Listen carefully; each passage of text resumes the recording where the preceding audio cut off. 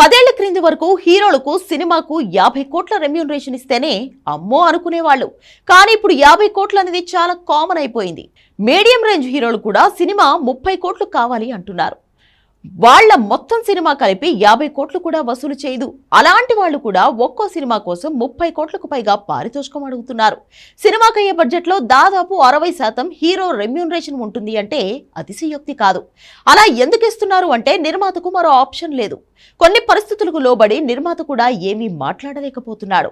ఇక స్టార్ హీరోల విషయానికి వస్తే 100 కోట్లు లేకుండా ఏ హీరో కూడా సినిమా సైన్ చేయడం లేదు. 100 కోట్లు అంటే ఓకే, కానీ ఇప్పుడు ఏకంగా ఆ లెక్క 250 కోట్లకు చేరిపోయింది. నమ్మడానికి కాస్త విచిత్రంగానే అనిపిస్తుంది, కానీ ఇండియాలో మరీ ముఖ్యంగా సౌత్ ఇండియాలోనే ఒక్కో సినిమాకు 200 కోట్లకు పైగా రెమ్యూనరేషన్ తీసుకునే హీరోలు ఉన్నారు.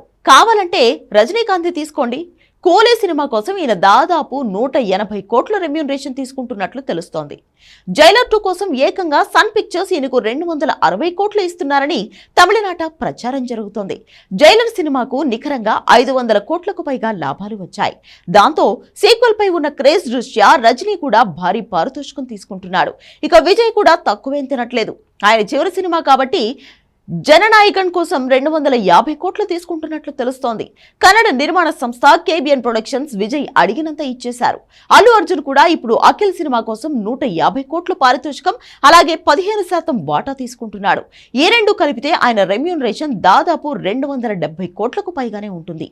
ఈ లెక్కన ఇండియాలో హైయెస్ట్ రెమ్యూనరేషన్ ప్రస్తుతం బన్నీ తీసుకుంటున్నాడన్నమాట. పుష్ప 2 ఏకంగా 1500 కోట్లకు పైగా వసూలు చేయడం, నాన్ థియేట్రికల్ నుంచి మరొక 400 కోట్లు రావడంతో నిర్మాతలు అల్లు అర్జున్ ఎంత అడిగినా ఇవ్వడానికి రెడీగా ఉన్నారు. గుడ్ బ్యాడ్ అగ్లీ సినిమాతో 200 కోట్లకు పైగా వసూలు చేసిన అజిత్ ఇప్పుడు సినిమాకు 130 కోట్లకు పైగానే పారితోషికం తీసుకుంటున్నాడు. మన గుడ్ బ్యాడ్ అగ్లీ కోసం 110 కోట్లు తీసుకున్న అజిత్ నెక్స్ట్ సినిమా కోసం మరో 20 కోట్లు అదనంగా తీసుకుంటున్నాడని తెలుస్తోంది. ఇక ఈ లిస్ట్ లో ఎప్పుడు పైన ఉండే బాలీవుడ్ హీరోలు ఇప్పుడు బాగా దిగిపోయారు. 3-4 ఏళ్ల కిందే సినిమాకు 130 కోట్లకు పైగా తీసుకున్న అక్షయ్ కుమార్ ఇప్పుడు 50 కోట్ల రేంజ్ లో ఉన్నాడు.